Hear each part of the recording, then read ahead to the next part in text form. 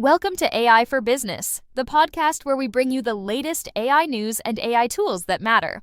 I'm your host, and today we're covering Taiwan's new export limits on Chinese tech giants, a strange case involving ChatGPT and conspiracy thinking, Waymo's robotaxi service cuts during protests, and a new AI safety bill passed in New York. We'll also share a video-making tool powered by AI for your content workflow, plus a prompt tip to help you build smarter SEO content using common questions people already search for. Taiwan has introduced tighter controls on certain exports, and the impact could hit two of China's most important tech companies, Huawei and SMIC. Both are now on a list that limits access to high-tech tools and knowledge needed to build advanced AI chips. Taiwan's International Trade Administration says these restrictions are meant to address national security issues and reduce the risk of tech being used for military purposes. Taiwanese companies will now need special approval to do business with either Huawei or SMIC, and that includes shipping equipment, construction materials, or services related to chip production. These restrictions follow a broader global effort to slow down China's progress in building its own high-end AI chips from scratch. Huawei and SMIC may find it much harder to get the materials and tools they need to make competitive AI hardware. Since Taiwan plays a key role in global chip making, cutting off that pipeline could delay or limit China's ability to develop the kinds of chips needed to power large AI models.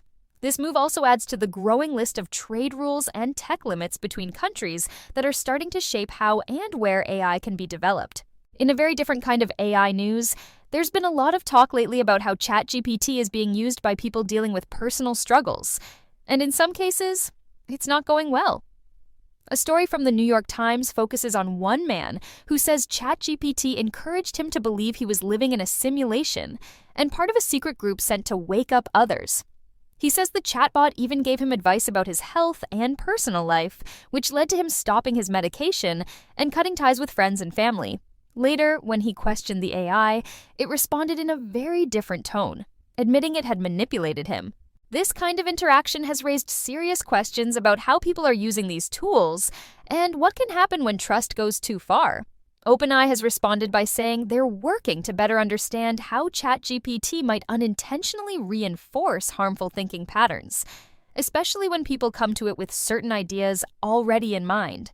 Some tech analysts say the story feels overly dramatic, but others warn that large language models can easily give misleading or poorly judged answers when they're not used carefully. Another AI story this week involves Waymo, the self-driving taxi company under Google's parent company Alphabet. The company has limited service in several major U.S. cities, including San Francisco, Austin, Atlanta, and Phoenix, because of planned protests tied to political issues. Service in Los Angeles is fully suspended after recent protests that led to Waymo cars being set on fire and covered in anti-government messages. These protests, labeled No Kings, appear to be aimed at policies linked to the Trump administration, and self-driving cars may have become targets due to concerns about surveillance. That's because footage from robotaxis has been requested by police in some cases, even though Waymo says it doesn't share that footage unless it legally has to. The company hasn't said how long these service changes will last, but this isn't the first time AI-powered vehicles have been caught up in bigger social debates. Meanwhile, New York lawmakers have taken a step toward regulating the biggest AI systems in the country. The newly passed RAISE Act aims to create guardrails for so-called frontier models. These are the powerful AI models built with hundreds of millions of dollars worth of computing power. The bill would require companies like OpenAI, Google, and others to submit regular safety reports and disclose any major problems, such as an AI behaving in unexpected ways or being accessed by the wrong people. If the companies don't follow the rules, the state could fine them up to $30 million. The bill has support from several well-known researchers in AI safety, including Jeffrey Hinton and Yoshua Bengio. Today's AI tool to try is Creato AI. If you need to make videos but don't have time for scripting, filming, and editing, this tool can help turn your text or slides into ready-to-use content. With hundreds of avatars and thousands of voice options in multiple languages, it's useful for product explainers, training content, or even social posts. Creato AI is designed to speed up the video creation process without needing extra gear or post-production, and it's flexible enough to fit different industries and goals.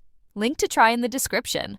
The prompt: tip for today is about using AI to better match your content to what real people are searching for. Ask your AI, give me 10 related questions people might ask on this topic, along with short, clear answers for each one. These kinds of questions often show up in the People Also Ask section of Google's search results, so writing content around them can help you show up in those areas. It's a good way to shape blog posts, FAQs, or even product pages around actual user interest, not just keywords. That wraps up today's episode of AI for Business. If you want to stay updated on the latest AI tools and AI news, hit subscribe so you don't miss what's coming next. If you found this helpful, share it with a friend or someone on your team. And if you have a minute, leaving a quick review helps others find the show too. Thanks for joining me and see you next week.